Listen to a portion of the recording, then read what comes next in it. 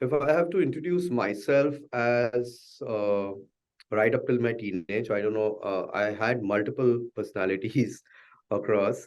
I think I am a person who evolves with time. And the evolution in me is quite noticeable by people who know me for a span. Um, I think I'll start I'll go backwards, right? So, what I do now is I practice as a cyber lawyer and a cyber expert, a certified data auditor. So, I audit data for companies, which is the new age thing. Um, and in cyber law, I mainly deal in intellectual property, data protection, and cybercrime. Those are basically three areas of my work. Um, I am currently in my 40s, early 40s, and I have had a career of around 25 years. I started very early. I started in my teens, if I have to say. So, uh, if I have to go backwards, I have been into cyberspace for almost 7 years now, 5, 7 years, which overlaps with my 15 years of WorkX in telecom field. In telecom, I started as a telecom dealer, and I went to a possibility or building a company which used to sell solutions to telcos. So basically, from selling products that the telcos have designed to designing products that telcos can sell is my journey in telecom, which is around 15 years, which includes more than 23 markets, international markets, including India. I have worked extensively in Europe and American markets, Northern American markets, along with a sizable presence in Southeast Asian markets. So that has been my professional journey in telecom. I started in India as a dealer. Eventually, I progressed on to building products, which I would sell internationally to telcos.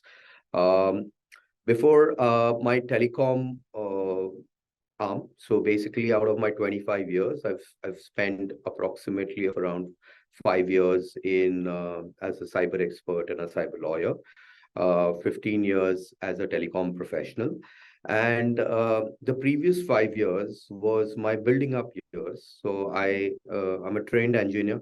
Um, and while when I finished my schooling, the 10th grade, uh, I my father decided that I should start learning skills that would be useful for me to grow as a person in my professional life. And I started taking on different kinds of jobs. My first job started with being a loader. So when I say loader, it's typically the slang for that is a hamal. So I started there, and eventually I took on the journey of technology. I as soon as I hit my 18, I had started my first entrepreneurial stint back in 1998. I started India's first cyber cafe on fiber optic. Um, and at that time, I used to also be developing um educational material, which was digital in nature, which you see. The better versions of them are seen today with Byju's and the various edtechs that we have today. But I was doing this back in the late 90s during the dot-com boom, the first dot-com boom. Um, I used to also, in my cyber cafe, run computer classes. where we were not only training people with computer skills, but we were also training computer professionals to become to certify themselves by Microsoft, Cisco, Red Hat, and such organizations. Um, so that was basically me in nutshell of over my career in the last 25 years. Because I started at 16, I would call that's my teen. That's where I started doing various jobs to moving on to the cyber cafe, then moving on to taking IT job. I started as a network engineer in Reliance. When I was parallelly running my cyber cafe as well, and gradually progressed to be a IT manager at one large telco in the country. Post that, I entered the telecommunications industry. I started selling telecom products. From telecom products, I moved on to building telecom products and selling it to mobile operators. That was my 15 years. During that 15 years, I developed a lot of softwares, worked with a lot of e-commerce companies, specifically in the early um, stages of Indian e-commerce industry, which started around 2009 on to around 2014. So in that span, did a lot of softwares as well.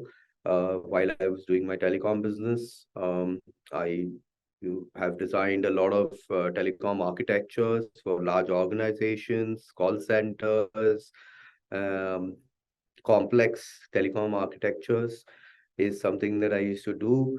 Um, I have built my own SIM card, built my own virtual mobile network, uh, built a roaming hub, sold those services to telcos, to various MVNOs across Europe, across America. Um, and then I exited that business and moved on to training myself in information security, technology entrepreneurship at Stanford. I did my cyber law from Nalsar, Hyderabad. And then I also did my LLB and been practicing cyber law since then.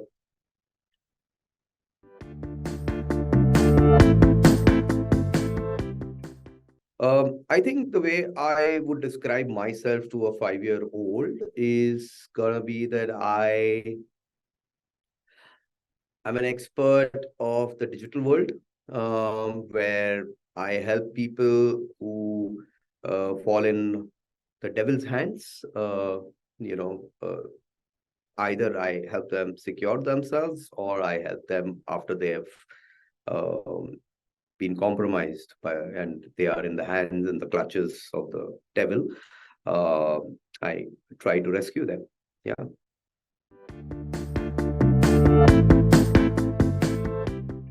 I've been an entrepreneur. I think there are a lot of risks that I have taken in my life, and well, plenty of them actually. Can't name one, but if you have to really rate, um, my biggest risk would have been moving from a very secure job to being a complete entrepreneur. I can never claim myself to be a complete jobs person because I started my cyber cafe at 18 and I was running it parallelly while I was on job um, with the large corporates. But I think that move from corporate sector to starting completely something that you want to do in technology and building a business which is spanning across more than 23 countries, which with offices in 14 countries. I think that was the biggest curve of my life, and taking that leap of faith of going letting go of your high paying job at a corporate which was very secure to getting into business at that time, because the the word entrepreneur was not really coined for a common man at that time. So I would I think that was the biggest risk that I took. The second biggest risk that I would rate myself taking is when I decided to explore international markets, because I had no experience of doing so. I had no support from the people in my circle who would also know how to do business internationally. So that was, I think, a big risk that I took. It worked out well for me. I think I'm glad that I took that risk. But yeah, that was a very big risk that I took. So if I have to rate this, this would be the two risks that I would really rate in my life, apart from several other that I've taken.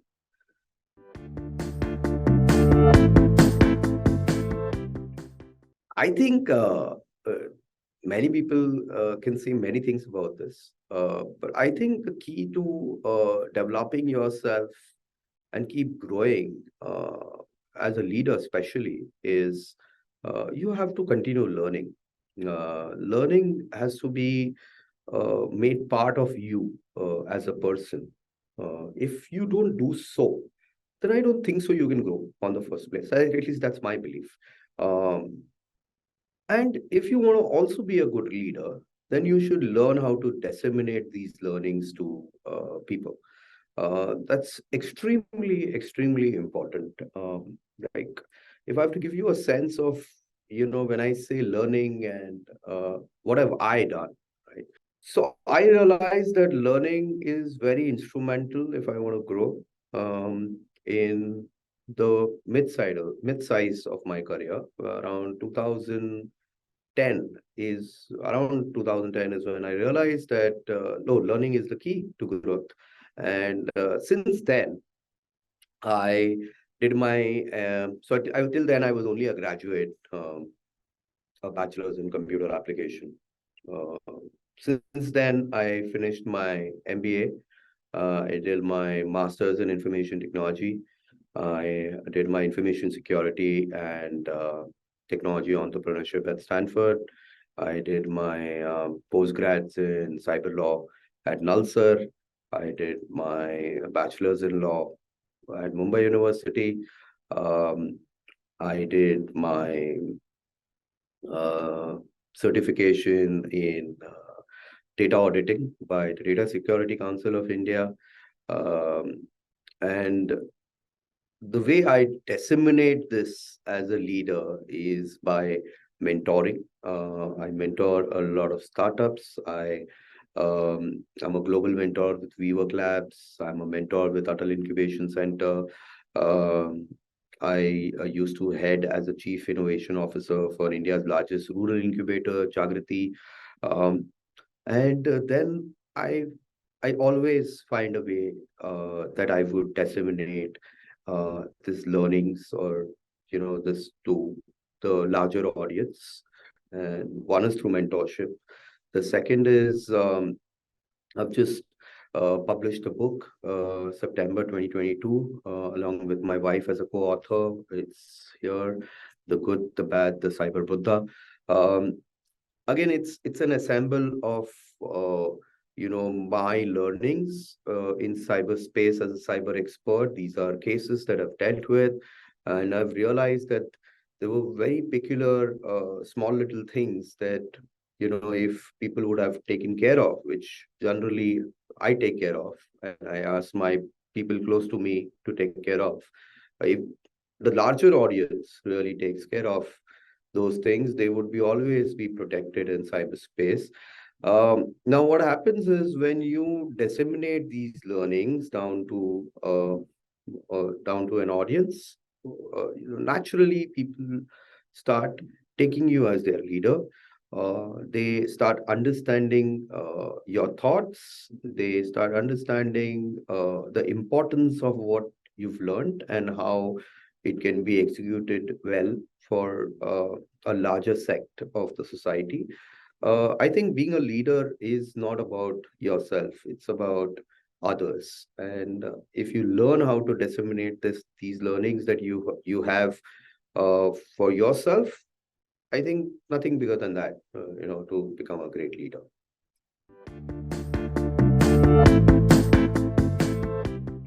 Hiring itself is a complex process.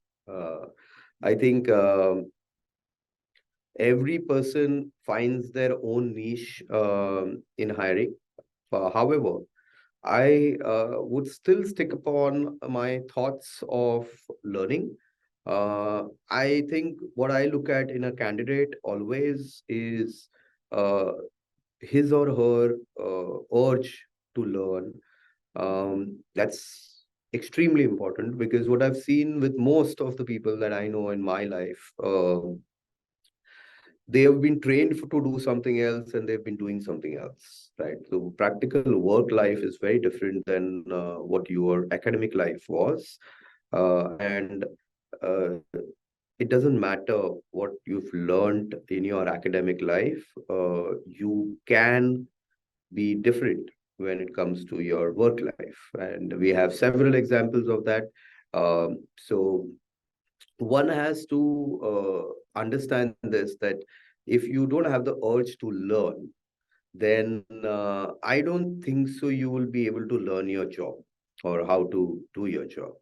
The second thing, and the most important thing here is, while you may have the urge to learn, learning itself is a process. You have to learn how to learn, because uh, when you see most people, saying in an organization, saying that, oh, we've never been heard, or you know we are worthless to the management, and stuff like that. I think what's happening here is the management is wanting you to learn certain things, and you don't know how to learn. Hence, you get too irritated about those learnings. And when you get too irritated about those learnings, you tend to, stop liking your job. Uh, and I think that's the biggest barrier that I see most people having, and hence, if you continue doing some academic activity along, I think you would still stay in that mode of learning, and one would be able to perform better at its job, because then you know how to learn.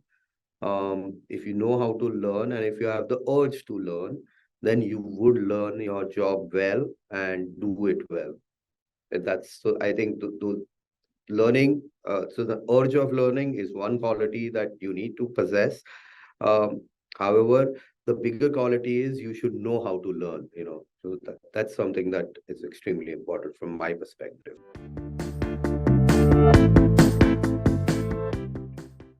Um, I think being honest is difficult in this world. Um, like when I'm honest to my clients today about their cases, they don't want to listen to me. Hence, you have to figure out a way that that you don't offend them. However, you speak or you stick to your honesty. So that's always a challenge that you face. Um, I think honesty in itself is a word that everybody likes, that, oh, this person should be an honest person. However, if the same thing is supposed to be practiced by them, I think most people find it very difficult to practice it in the real world. And um, that's, I think, is the truth. Um, However, said that, I think honesty does come at a price, definitely. To give you an instance and make this talk a bit, humorous as well, I think I'll narrate this one episode that happened to me because of my honesty. So during my telecom days, I was so I was India's largest international prepaid provider. Uh, and I had founded that company, and for that, I had to import a few SIM cards, from other different markets. So generally, my office would take care of it. We had a set process for it.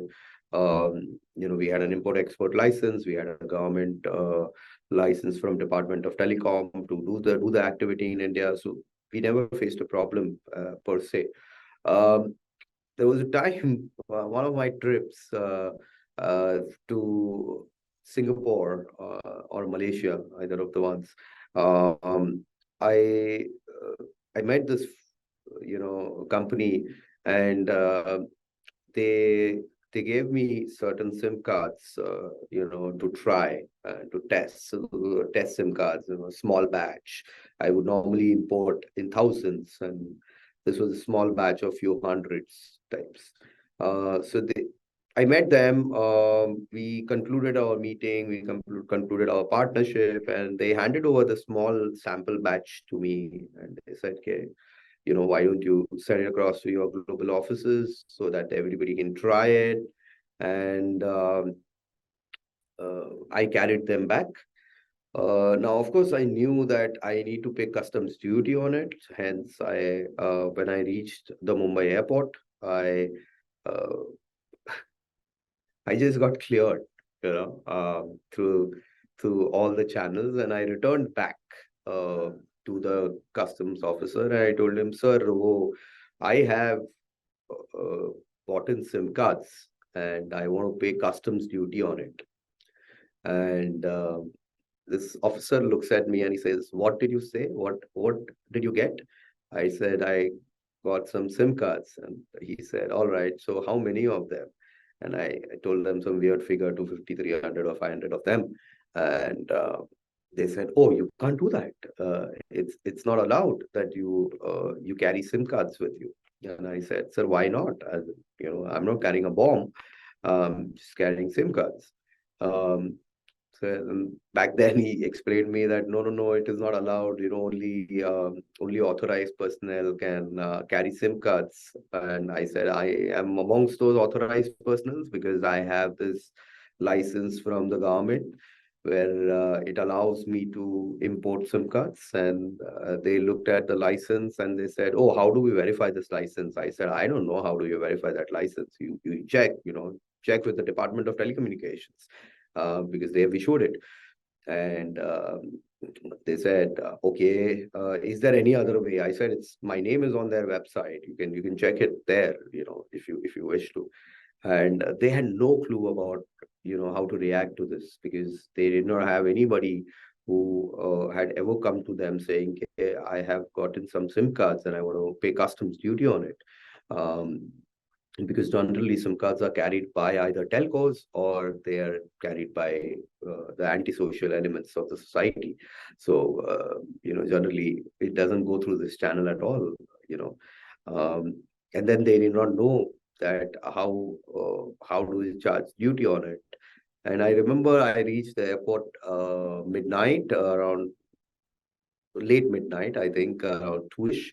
Um, and till 6 in the morning, they could not figure out how do they charge me.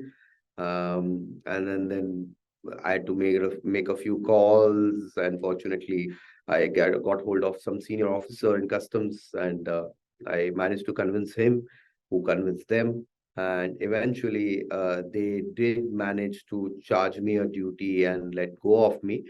But I think by the time they did that, it was, if I'm not mistaken, around 10, 11 in the morning, the following morning. So I could have reached home by 3 if I would have not been honest and gone back to pay the duty. Well, I my honesty costed me another few hours, and all the nuisance that I went through in those hours. Yeah, so I think that's one direct kind of thing that I can tell y'all.